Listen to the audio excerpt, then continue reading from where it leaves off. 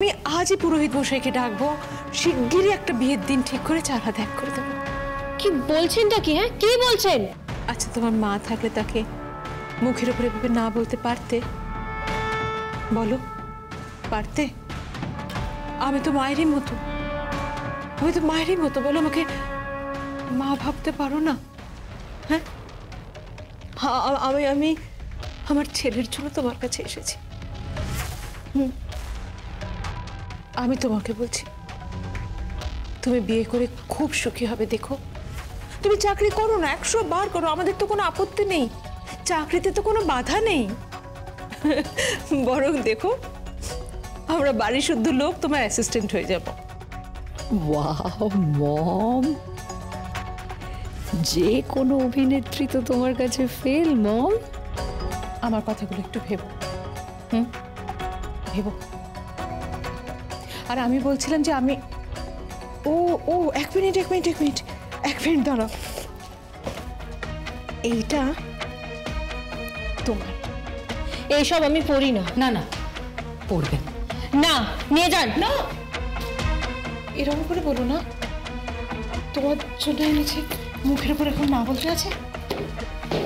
এই না, কি করছেন? আরে কি করছেন? কি করছেনটা কি? আরে আরে কি করছেন? এক মিনিট। বাহ, কি সুন্দর লাগছে, দেখো তো, খুব সুন্দর লাগছে তোমাকে।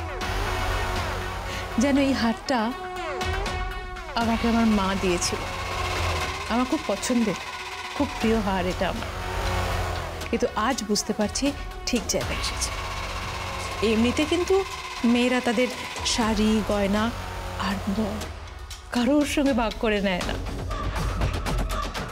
যে জিনিস যেখানকার সেখানেই মানায়। এটা আমার আশীর্বাদ তোমার জন্য। কিন্তু শুনুন, কিচ্ছু আর কিন্তু নেই। তোমাকে 2 দিন সময় দিচ্ছি তো, ভাবো না, ভেবে আমাকে বলো, কিন্তু না বলো। আমি জানি তুমি হ্যাঁ বলবে।